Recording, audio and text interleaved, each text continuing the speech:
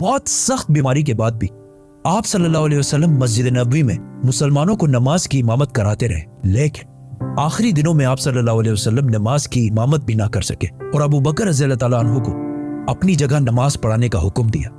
अपने आखिरी दिन आप सल्लल्लाहु अलैहि वसल्लम ने हजरत आयशा रज़ियल्लाहु ताला अन्हा के हुजरे में गुजारे, जो मस्जिद नबवी के बिल्कुल अटैच एक कमरा था। लेकिन इसके बाद आप सल्लल्लाहु अलैहि वसल्लम की बीमारी बढ़ती गई और अचानक एक दिन हजरत आयशा रज़ियल्लाहु ताला अन्हा के घर से आवाज आई कि आप सल्लल्लाहु अलैहि वसल्लम इस दुनिया से रहलत फरमा चुके हैं, जिस पर मदीना के लोग हैरान हो गए कि ये कैसे हो सकता है, क्योंकि उस वक्त आप सल्लल्लाहु अलैहि वसल्लम की उम्र सिर्फ 61 साल थी आज कल के कैलेंडर के मुताबिक, और इस्लामिक कैलेंडर के मुताबिक उनकी एज 63 साल थी। आहिस्ता आहिस्ता ये खबर पूरे मदीना में फैल दी गई और मदीना के लोग जोर जोर से रोने लगे, जिस पर हजरत उमर रज़ियल्लाहु ताला अन्हु को गुस्सा आया और उन्होंने अपनी तलवार निकाली और कहा कि जो भी कहेगा कि रसूलुल्लाह सल्लल्लाहु अलैहि वसल्लम जिंदा नहीं है तो मैं उसका सर कलम कर दूंगा। वो हजरत मूसा अलैहिस्सलाम की तरह कुछ अरसे के लिए गए हैं और फिर वापस आ जाएंगे, क्योंकि फिरौन की गुलामी से आजाद होने के बाद जब बनी इसराइल डेजर्ट में 40 साल तक फिर रहे थे, हजरत मूसा अलैहिस्सलाम अपनी उम्मत को छोड़कर 40 दिन तक कोहे तूर पर अल्लाह से बात करने के लिए गए थे, जिसके बाद उनकी उम्मत बनी इसराइल ने यह सोचा था कि हजरत मूसा अलैहिस्सलाम वफात पा चुके हैं, लेकिन असल में मूसा अलैहिस्सलाम जिंदा थे और 40 दिन के बाद वापस आ गए थे। इसीलिए हजरत उमर रज़ियल्लाहु ताला अन्हु ने भी यही कहा कि रसूलुल्लाह सल्लल्लाहु अलैहि वसल्लम अल्लाह से मिलने के बाद वापस आ जाएंगे, और ये वो इसलिए कह रहे थे क्योंकि रसूलुल्लाह सल्लल्लाहु अलैहि वसल्लम हमेशा कहा करते थे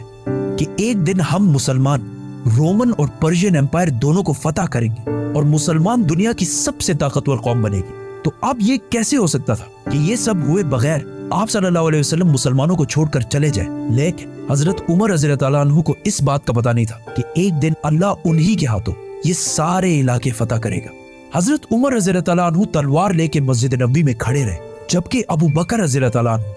जो रसूलुल्लाह सल्लल्लाहु अलैहि वसल्लम के सबसे क्लोज दोस्त थे, वो अपनी बेटी हजरत आयशा रज़ियल्लाहु ताला अन्हा के हुजरे में आप सल्लल्लाहु अलैहि वसल्लम के पास गए, उनके माथे पर बोसा दिया। हजरत उमर रज़ियल्लाहु ताला अन्हु अब भी तलवार लेकर खड़े थे और लोगों को आप सल्लल्लाहु अलैहि वसल्लम की वफात के बारे में बोलने से रोक रहे थे। लेकिन हजरत अबू बकर रज़ियल्लाहु ताला अन्हु रसूलुल्लाह सल्लल्लाहु अलैहि वसल्लम के मिंबर पर चढ़े और कहा, उमर बैठ जा। लेकिन हजरत उमर फिर भी खड़े रहे, तो हजरत अबू बकर रज़ियल्लाहु ताला अन्हु ने सबसे कहा कि उमर को छोड़ दो, और फिर अपनी जिंदगी की सबसे अहम स्पीच शुरू की। हजरत अबू बकर रज़ियल्लाहु ताला अन्हु के बारे में सबको पता था कि जब भी आप सल्लल्लाहु अलैहि वसल्लम कोई बात करते थे तो सबसे पहले रोने वाले अबू बकर रज़ियल्लाहु ताला अन्हु होते थे। लेकिन जिस दिन सारा मदीना जोर जोर से रो रहा था, उस दिन अबू बकर रज़ियल्लाहु ताला अन्हु ने अपने गम को कंट्रोल किया, क्योंकि उन्हें पता था कि आज ये सिर्फ रोने का दिन नहीं है, बल्कि रसूलुल्लाह सल्लल्लाहु अलैहि वसल्लम के मिशन को आगे बढ़ाने का दिन है। तो वो रसूलुल्लाह सल्लल्लाहु अलैहि वसल्लम के मिंबर पर खड़े हुए और सब मुसलमानों को मुखातिब करते हुए कहा, ऐ मुसलमानों, तुम में से जो मोहम्मद की इबादत करता था वो जान ले कि मोहम्मद वफात पा चुके हैं, और तुम में से जो अल्लाह की इबादत करता था वो जान ले कि अल्लाह जिंदा है और उसे कभी मौत नहीं आएगी। जिसके बाद उन्होंने कुरान की वो आयत सुनाई जो जंगे ओहद के बाद नाजिल हुई थी, कि जब जंगे ओहद में मुसलमान बहुत सख्त टाइम से गुजर रहे थे, कुछ दुश्मनों ने मसअब बिन उमैर रज़ियल्लाहु ताला अन्हु को शहीद कर दिया, जिसके बाद जंग के दरमियान ही मुसलमानों में यह अफवाह फैल गई कि रसूलुल्लाह सल्लल्लाहु अलैहि वसल्लम को शहीद कर दिया गया, क्योंकि मसअब बिन उमैर रज़ियल्लाहु ताला अन्हु की सूरत रसूलुल्लाह सल्लल्लाहु अलैहि वसल्लम से बहुत मिलती जुलती थी। ये जंगे ओहद हिजरत के 3 साल बाद हुई थी, और इन 3 सालों में भी मुसलमान आप सल्लल्लाहु अलैहि वसल्लम से इतने अटैच हो गए थे कि उनकी शहादत की खबर सुनते ही मुसलमानों का सारा हौसला टूट गया, और कुछ सहाबा तो जंग के दरमियान ही बैठकर रोने लगे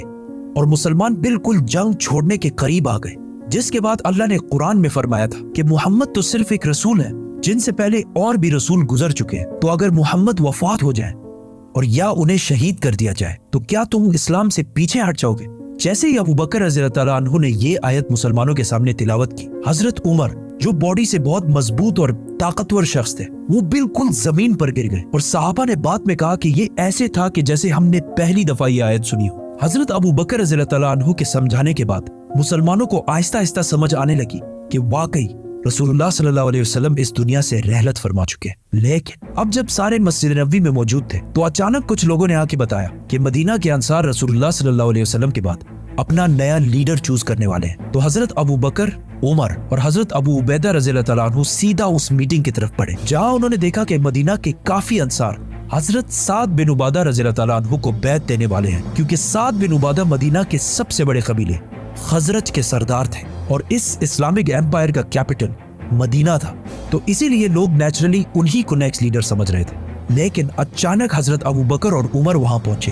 اور وہاں ساروں کو سمجھانے کی کوشش کی کہ یہ اب وہی پرانی مدینہ کی چھوٹی سی حکومت نہیں رہی، بلکہ یہ اب پورے عرب کی حکومت ہے، اور عرب قریش کے علاوہ کسی کو بھی اپنا لیڈر نہیں مانے گا، کیونکہ قریش عرب کے سب سے امپورٹنٹ شہر مکہ کے رہنے والے لوگ تھے، جن کی پورا عرب بہت عزت کیا کرتا تھا، کیونکہ مکہ میں عرب کی سب سے ہولی سائٹ کعبہ ہے، اور بہت سال پہلے ابرہہ کے 60,000 کے لشکر کو ایک میریکل سے ہرانے کے بعد ان کی عرب میں بہت عزت بچ چکی تھی، اور اب محمد صلی اللہ علیہ وسلم بھی اسی قریش قبیلے میں سے تھے، which means اب قریش ہی عرب کو یونائٹ رکھ سکتا تھا، اور وہاں کھڑے سارے لوگوں نے ان کی بات سے ایگری بھی کیا، جس کے بعد لوگوں نے سعد بن عبادہ رضی اللہ تعالیٰ عنہ کو بیعت دینا چھوڑ دی۔ لیکن یہ بحث پھر بھی جاری رہی کہ کون آپ صلی اللہ علیہ وسلم کے بعد اس اتنی بڑی ایمپائر کو سنبھالے گا۔ آخر حضرت ابو بکر رضی اللہ تعالیٰ عنہ نے انہیں کہا کہ ہمیں عمر یا ابو عبیدہ میں سے ایک کو اپنا خلیفہ چوز کر لینا چاہیے، لیکن عمر رضی اللہ تعالیٰ عنہ نے حضرت ابو بکر کے ہاتھ پر بیعت کر لی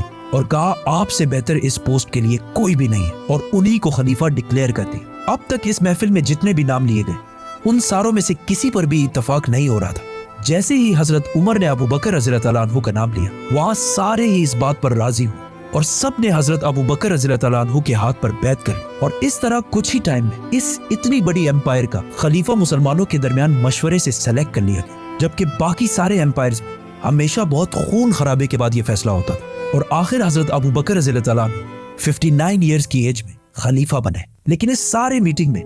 ایک شخصیت موجود نہیں تھی، حضرت علی رضی اللہ تعالیٰ عنہ، کیونکہ وہ آپ صلی اللہ علیہ وسلم کی تدفین میں مصروف تھے۔ جب حضرت علی رضی اللہ تعالیٰ عنہ کو اس میٹنگ کا پتہ چلا تو انہوں نے حضرت ابو بکر رضی اللہ تعالیٰ عنہ کے ہاتھ پر بیعت نہیں کی، اس بات پر کہ یہ اتنا بڑا فیصلہ